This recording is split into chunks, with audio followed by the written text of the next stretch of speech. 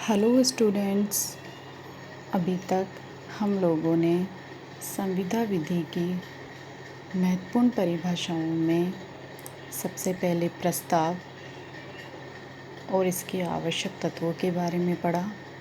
इसके बाद प्रतिग्रहण और इसकी आवश्यक तत्वों के बारे में पढ़ा। आज हम प्रतिफल के बारे में अध्ययन करेंगे। प्रतिफल को कंसीडरेशन भी कहा जाता है। भारतीय विधि के अंतर्गत संविदा के गठन के लिए प्रतिफल को एक आवश्यक तत्व माना गया है।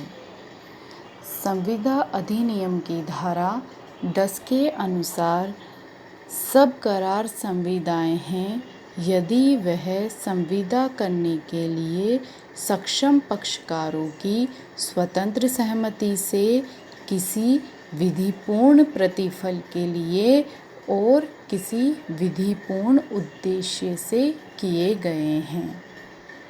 यानी कि कोई भी करार संविदा तब बनता है जबकि सक्षम पक्षकारों के द्वारा वह वैधपूर्ण प्रतिफल के लिए किया गया हो एवं अन्य सभी शर्तों को भी पूरा करता हो तो ऐसे करार संविदा बन जाते हैं।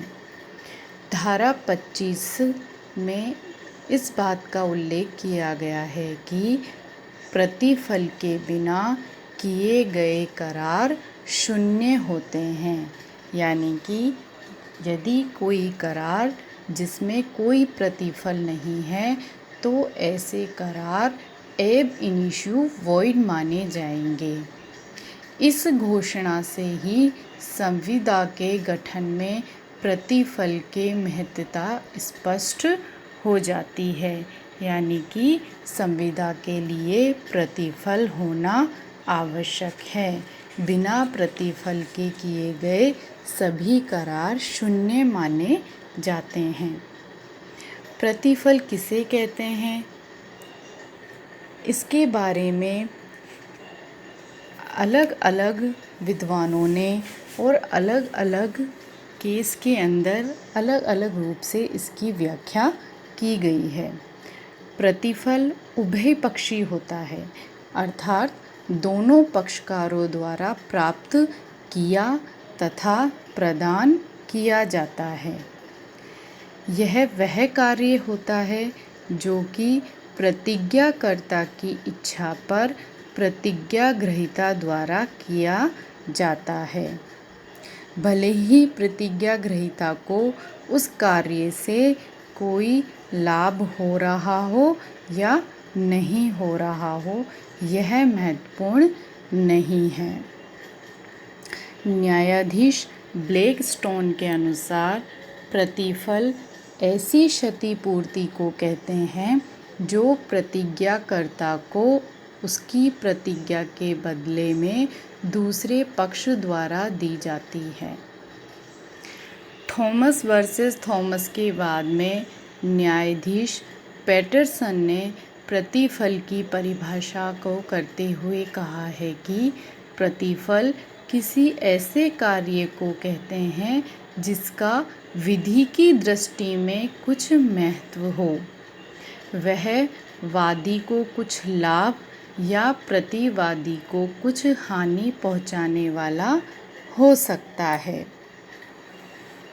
ब्लैकस्टोन के अनुसार प्रतिफल वह पारितोषिक है जो कि संविदा करने वाले एक पक्षकार द्वारा दूसरे पक्षकार को दिया जाता है।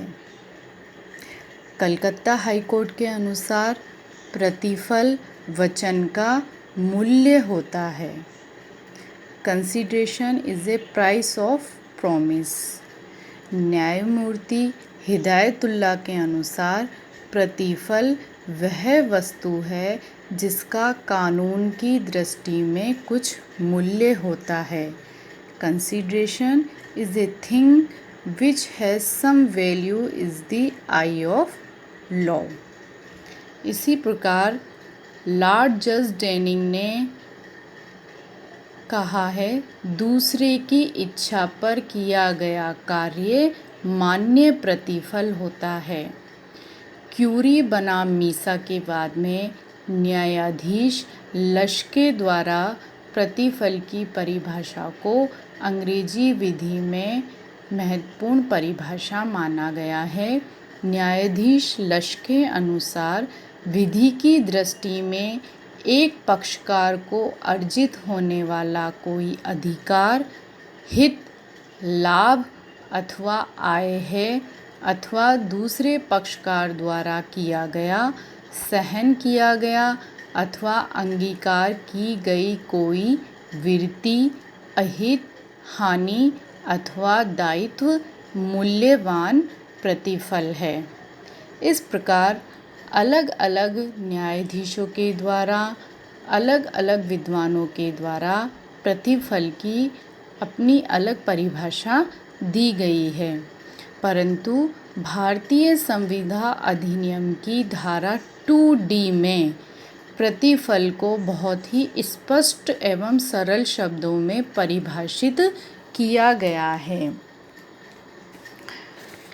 इस धारा में बताया गया है कि जब प्रतिज्ञाकर्ता की इच्छा पर प्रतिज्ञा ग्रहीता या अन्य किसी व्यक्ति ने कोई कार्य किया है या करने से प्रवृत्त रहा है, करता है या करने से प्रवृत्त रहता है, करने या प्रवृत्त रहने की प्रतिज्ञा करता है, तो ऐसे कार्य, प्रतिवृत्ति या प्रतिज्ञा को उस वचन के लिए प्रतिफल कहा जाता है।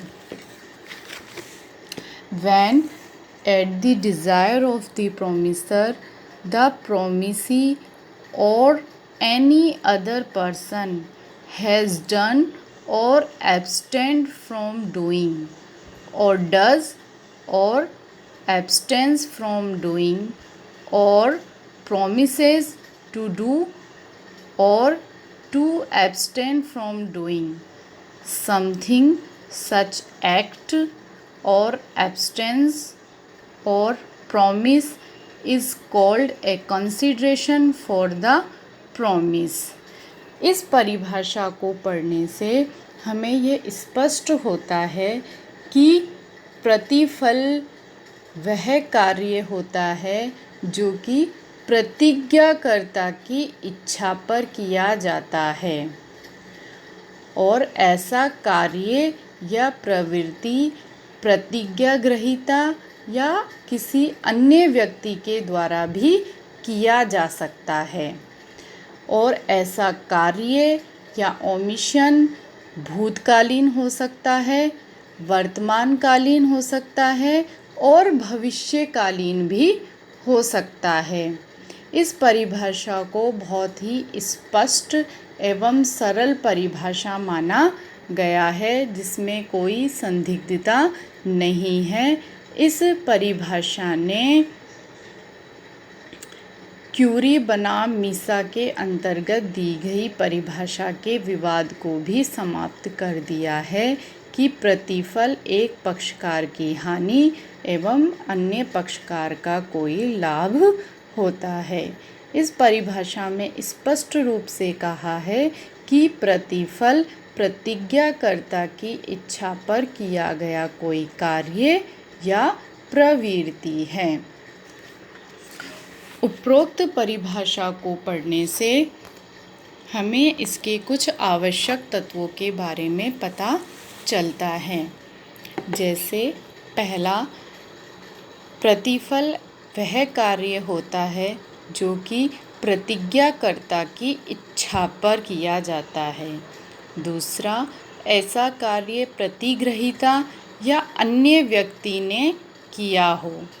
तीसरा, या तो कार्य किया जा चुका है या कोई प्रवृत्ति की जा चुकी है या वर्तमान में करता है या करने से प्रवृत्त रहता है या भविष्य में करने या प्रवृत्त रहने की प्रतिज्ञा करता है। ऐसा कोई कार्य, प्रवृत्ति या प्रतिज्ञा उस प्रतिज्ञा के लिए प्रतिफल कहलाता है। तो इन शर्तों से ही एक प्रतिफल वैध प्रतिफल बनता है। सबसे पहले प्रतिफल वचनदाता की इच्छा पर हो, प्रतिफल वचन ग्रहीता या अन्य किसी व्यक्ति की ओर से हो, प्रतिफल पर्याप्त हो यह आवश्यक नहीं है, किंतु कुछ प्रतिफल होना आवश्यक है।